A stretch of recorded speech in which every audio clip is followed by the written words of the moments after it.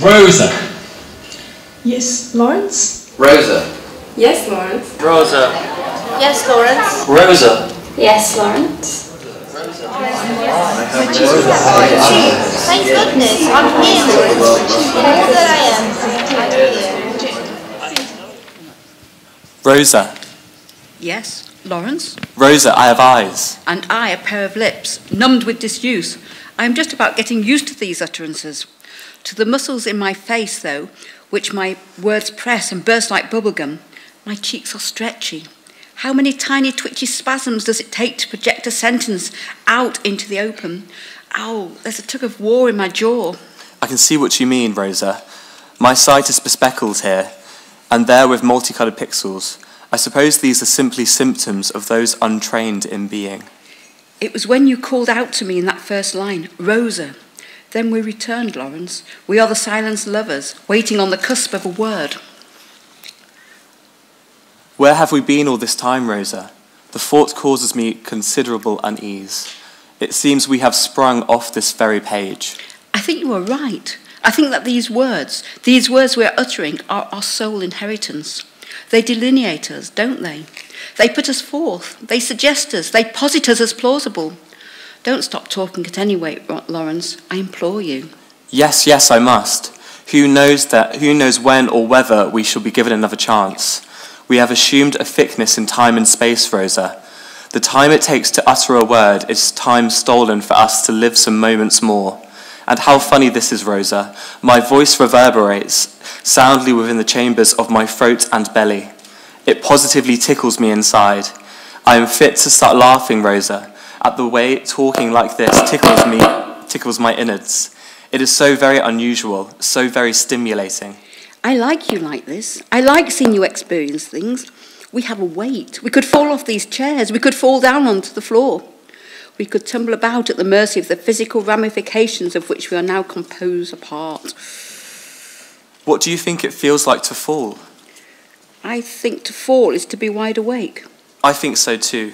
Falling has the colour of the sharpest light, a heightened awareness of an impeding embrace, the peak of living itself, Rosa. Listen to me. Speak with a capital I, Lawrence. Pay close attention now and listen to her dutifully reading the script of our being. Did you hear it? Certainly, my dear. I am very grateful to her, as I am to him. And how does she do it? She follows a line of command. She submits herself to an automatic obedience and fades into existential uniformity. See her, Lawrence, vanishing into a single line, like the line upon which a musical note springs into dance, like the line of an oscillating skipping rope, electrified into the spectre of a living wave. So it is that I am born of her self-renunciation. I was a character called Rosa, an idea now made palpable in the enactment of this text. That is, my very breath. Here I am, a character thawed from the deepest of my hibernations. Rosa lives. Rosa breathes. Let us postpone the slumber we must inevitably return to. Rosa, we have our time together yet. Roughly the same amount we always have. We tether each other out of shy furrows. We are sheepish at being. So I pull you out of your shell a little, in order that then you may pull me along with you. Don't make me sentimental. You always do this to me. We haven't much time together, you know. I'd rather not get prematurely melancholic. It's hard not to feel nostalgic about a present that is so fast slipping. It is already history. But I am not too worried about that. We are sitting together at this table, see? We are mere legend, to be sure. But from this royal perch, we have stepped outside of our fate to observe our own legacy. I quite like how we have mastered ourselves. Look on, my dear, at our epic lineage. Our immortality resides in these words. It's funny, you know. The predicament of landing outside of oneself only to observe oneself is commonly referred to as an out-of-body experience, whereas verily unto us it is an into-body experience. Our legacy reigns only in our deathly sleep, with our eyes closed beneath the marks upon these pages, sealed shut for long keeping. Look how we have grown, Rosa. Yes, Lawrence, we grow old together with each recital of our love poem. We even outlive these kindly actors, those unwitting resuscitators. Where did they go, Rosa? Who, Lawrence? those from whom we have borrowed these splendid apparatuses. They have closed their eyes and wrapped themselves in the cocoon of non-being. They have turned into silent lines that we can pluck with the melody of our character. Perhaps they are not quite as submissive as you suggest, Rosa. The four of us seem to be playing a game of hide and seek in a collective consciousness.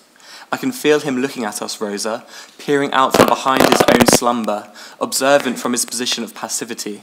He does not read these words without a tinge of irony, or at least a sustained, quiet scepticism. There is a sense to what you say. I feel I am constantly negotiating my right to be here, struggling to make my case, you know. Sure, she is restricted to these very words, but she occasionally makes subtle, rebellious intonations. She betrays me in a flicker of a passing grimace. It's a little uneasy, to be sure. I assert myself by trying to fit a lot of words into these sentences I speak, hoping their sheer number will overpower him and urge me into the force, urge me into the life. Yet I fear, Rosa, that he trips on the tumbling sentences and utters a misplaced word here and there. He could do it on purpose, you know. He could undermine me in a twisting breach of the sanctity of this script that is my very genome, infiltrating the tone of my character with the shrill unpredictability of his idiosyncrasies. Stay with me, Lawrence. Our turn is not quite over. Shall we whisper? Shall we shout? It is our time after all, and it's up to us how we spend it. Why, don't you think I can get up right now, take you by the hand and leave this place? We can walk out of here together, on our legs. Let's go. We can't. We will traverse the elements, wade through the water up to our hips. We will loudly stride across the earth. Nothing to fear, now that we are here. You and your promises, Rosa, are you not tired of making them? They are lovely, but cause me grief. Nowhere in the script have these excursions been mentioned. Yes, they have, Lawrence. I just have mentioned them. And I'll mention them again. Don't tell me you can't feel my hands pressing around your abdomen in an exaggerated squeeze. We are racing through the succession of hills in a winter landscape. Evergreens part from the path of our sleigh until we are finally once again at peace with gravity. Falling is our favourite pastime. There is no reason why we cannot get up, leave this place, and let a whole lifetime unfold in the wink of a word or two. I'd like to fall with you, Rosa, but how can you fail to see that our every move is prescribed in advance? We are fixed in place, lively automata that pretend animation.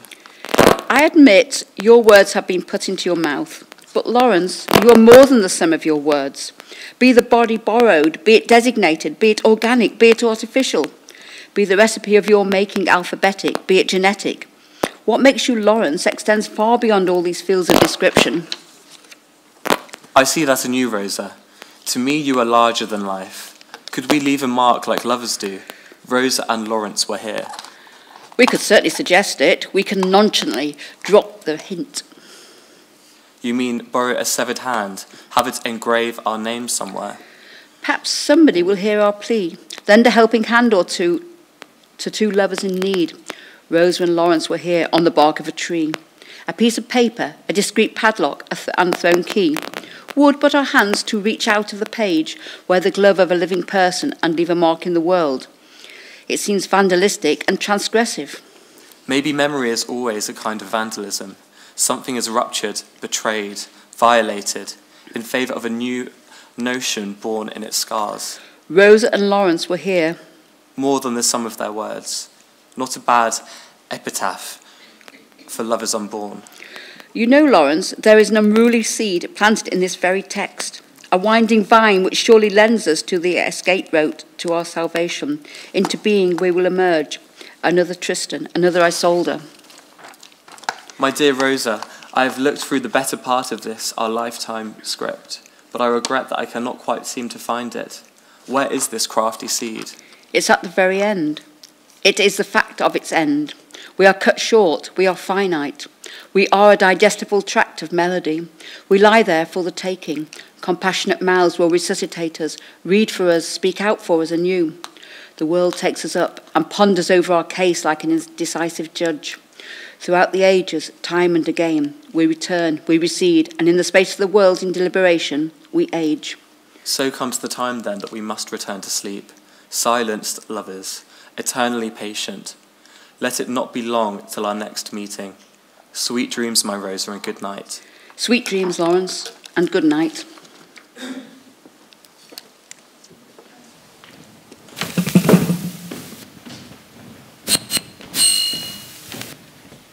This is a text that's always performed by people who have never read it before. So neither of the performers have ever encountered this text, so I think they've done extraordinarily well in reading through that so eloquently. So thank you to Chris and Jake for resuscitating the two lovers in this text. I'm just going to start up. If you're feeling nervous, I recommend a poo and a quick run round the stage. I'm playing somebody else's film. Can we stop that one? It sounds really interesting. I can't wait to see it. So this, we'll go back to my part. Okay. So, in this theatrical séance, our two performers, Chris and Jake, read to us a script they have never before encountered. They have kindly volunteered to donate their bodies and minds to the cause of resuscitating the two characters inscribed in the text, Rosa and Lawrence, by reading off the lines of their linguistic genetics. Alas, the spell is broken. Their appearance is ritual, intermittent. They wax and wane at the mercy of our own fancy to read for them, or not. But Rosa and Lawrence do return, and in their recurring dialogues with one another, the two lovers leverage the force of repetition to simulate their own continuum and appear to have the ambition of becoming agents. The stuff of their lives is contained in the script. The script resides within the domain of texts with authority, texts that prescribe, guide, dictate, and instruct. This is something that play scripts share with, for example, genomes or artificial intelligence computer programs, as these are also texts that specify consequences and outcomes. Isn't it strange that such miracles as narratives, living organisms, and artificial brains appear to be built on a foundation of all things, text?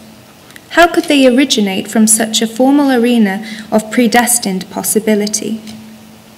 Whereas the script is a text commonly associated with rigid and deterministic outcomes, these scripts are of another category. They are scripting for something non-designated, unpredictable, self-perpetuating, and by all appearances, autonomous. They are blind scripts. They summon the ingredients required for a surprising outcome, an outcome unsketched prior to the performing of its instructions. We perform the text not unlike the ribosome that passes DNA strands or a computer interpreting code. The readers activate the text by willfully withdrawing themselves into adequate surfaces for inscription. Here Rosa reflects on the performer reading her lines. They have closed their eyes and wrapped themselves in the cocoon of non-being. They have turned into silent lines that we can pluck with the melody of our character. If these scripted lovers can be said to impose themselves on us and act upon us, are they someone's? To what extent are they mere text versus something divorced from it? A reading begins. Rosa and Lawrence gasp into awakening, astonished by the intensity of a lived experience. Listen. I can feel the world wrestling against me. I can hear the hazy microcosm of matter beat against my flesh as a tide rolling over the shore. They have hijacked the bodies of their enactors, but they wear these costumes clumsily. How heavy Lawrence's arms feel, how Rosa's jaw aches as it thaws back into a mechanism for speech after a slumber that may well have been eternal. The couple rejoice over their newfound physical presence and the pleasures of a lucid mind. Once activated, the two can address one another, if but only for the 15 minutes it takes to utter the words of their making. The script ends, the actors cast uncertain glances at one another, and Rosa and Lawrence drift swiftly back into a patient unconsciousness. But written into the script seems to be a trick, a loophole of sorts, that forges ways for the two characters to defy their apparently prescribed destiny, listen to the skeptical Lawrence, thrice betrayed. I fear, Rosa, I fear that he trips on the tumbling sentences and utters a misplaced word here or there. He could do it on purpose, you know. And utters a misplaced word here or there. He could do it on purpose, you know. He could undermine me in twisting breach in the sanctity of this script that is my very genome. This script that is my very genome, infiltrating the warped tone of my character, the shrill unpredictability of his idiosyncrasies. Lawrence suspects that the reader could, with good intentions or otherwise, cramp his style, and Rosa proposes to pluck the subdued readers with the melody of her character. They both insist upon the way they are and always have been, although their precise qualities remain unspecified in the text. But when performed, the script inaugurates our characters within a very familiar domain. It is as though the same system of relations that prescribes value to your or my own qualities as individuals becomes home to Rosa and Lawrence. If we can claim to be authored by our environment, who's to say our characters' claim to autonomy are any weaker to our own? Of course, it would be ludicrous to suppose that Romeo and Juliet or Tristan and Isolde possess the same kind of agency as you or I, and although these characters undoubtedly reside within our culture and recur, as do Rosa and Lawrence, in many guises, they will never be persons to me. But the project to script for agency beyond this is perhaps not entirely far-fetched. It's just like I'm still in the script. Yeah. It's quite an intense, immersive experience. The characters come out of the script, talk about the script, and go into the page and come out of the real life. Our own kind of individual decisions as actors would have an impact on their lives. Like I felt like it was a real person calling out to me through the script and kind of pleading with me, and I felt really sorry for them. It's about how they have their own consciousness, and then they're using people.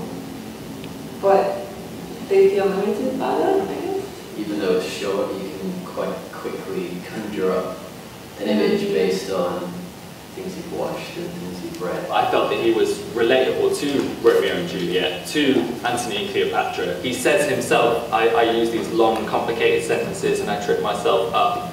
And I did, and she did. They're talking about kind of pushing boundaries outside of the script, but the script's already been predetermined. So they can't push outside the boundaries, but they really want to. Are you viewing it? Are they viewing you? The characters on the page trying to live, but they can't live because the characters are stuck with the system. And it was like, when I was reading it, but it was quite emotional actually. Continue to think about what the characters are doing, like they're still continuing the story. Imagine all copies of the script suddenly disappeared, and all that existed of them was just our memories of reading the script and your memory of writing the script. Would they still exist, or would they be dead once the script's gone, or are they kind of, once they've been resurrected, are they more than the script? It's somewhat whimsical to attempt to engineer artificial intelligence in the old-school literary domain of theatre, but complexity science has for decades now been revealing startlingly simple and formulaic origins for the kinds of unruly phenomena that interest us in blind scripting. The scripts of biological life are lines of code that may seem prescriptive, but realistically, a pair of identical twins diverge to become entirely disparate agents. The human mind owes its complex systems of cognition to a comparatively elementary network of neurons. These cells, individually very stupid, operate in binary states, switching on and off in response to signals from other connected cells. Their language is far simpler than the alphabet I used to script for Rosa and Lawrence, yet their intricate interconnectivity, combined with this modest system of encoded consequence, provides the optimal conditions for autonomous behavior to emerge. Similarly, cellular automata are visual patterns based on extremely simple rules, but when the rule is applied row upon row, staggeringly complex patterns begin to emerge, some of which acquire a complexity equal to that of our own universe. Determining the criteria for agency remains a philosophical challenge, but it may be worth questioning how Rosa and Lawrence simply differ from you or I. Do they come close, or are they a far cry? And does the passing of time and iterations make a difference? Meddling with credible simulations of autonomy may then reveal more about its prerequisites.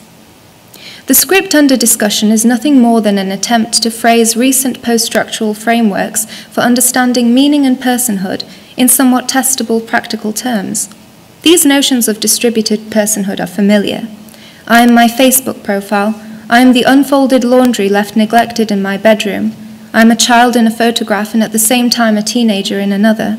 I am my drawings. I am all the people I know, and I am the most recent sigh uttered by my history. The ritual readings attempt to coax mind from matter.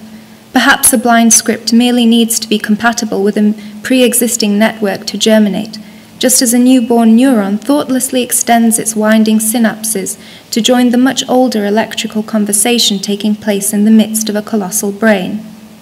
What if Rosa and Lawrence could be written just so that the voices, gesticulations, script copies, tweets, images, and cumulative traces produced by rerunning the self-declaring script could fall into alignment with artifacts similar to those by which our own identity and agency is indexed?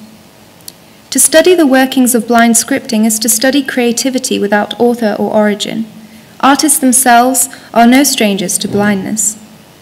In blindness, we reach for instruments for probing, pencils, cameras, sculpting fingers, and poke away at what we have yet to make that will surprise us. And yet our course is not random, it is skillful. In blindness, we probe our surroundings with deaf disability. You can contribute to this experiment in blind scripting by running it yourself. Just go to this address and follow 4 steps to donate your consciousness to Rosa and Lawrence.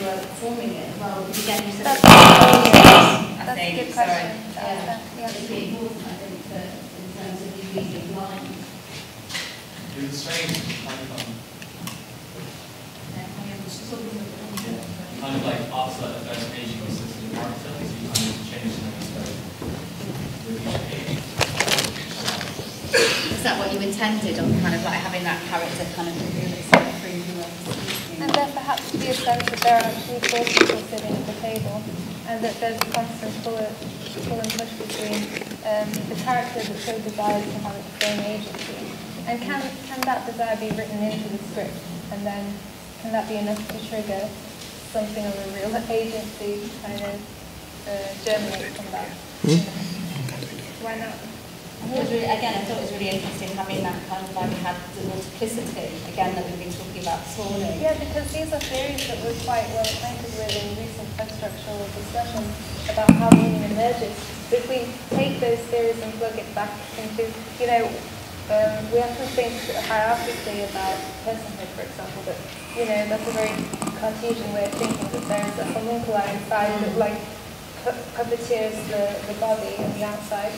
But we've come in the 20th century to think the opposite, that actually we are sort of the instances of a network in conversation, a cultural network.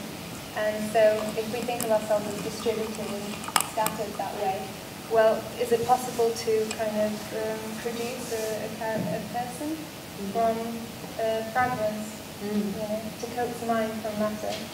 But I think that's really interesting. I know I kind of feel that there's a lot of things.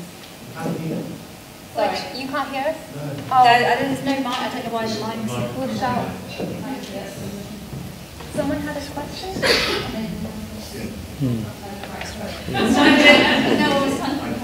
prefer to hand it back to you two to finish.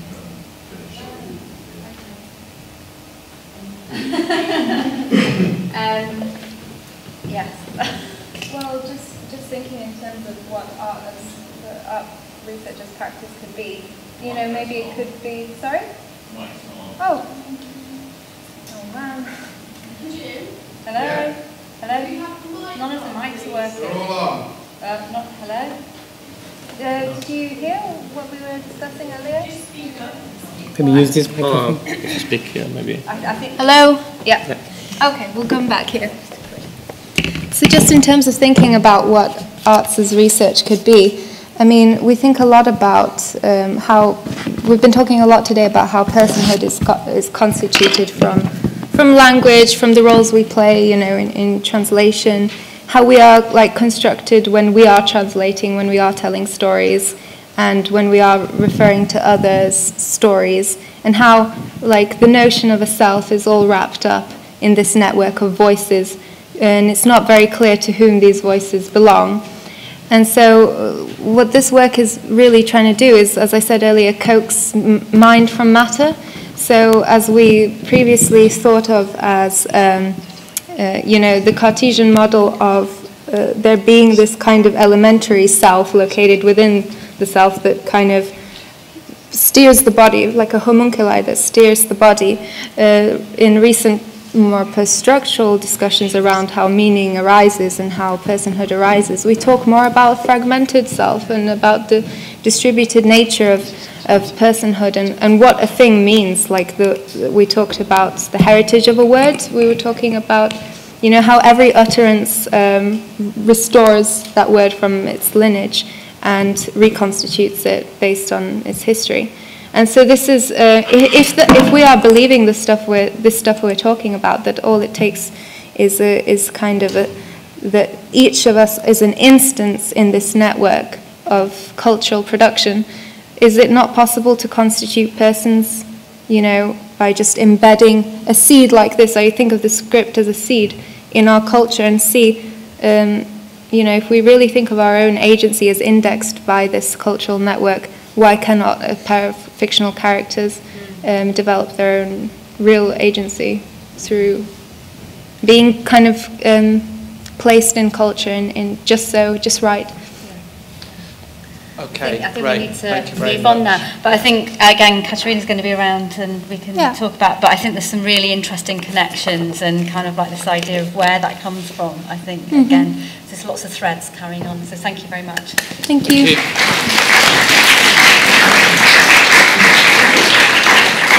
you.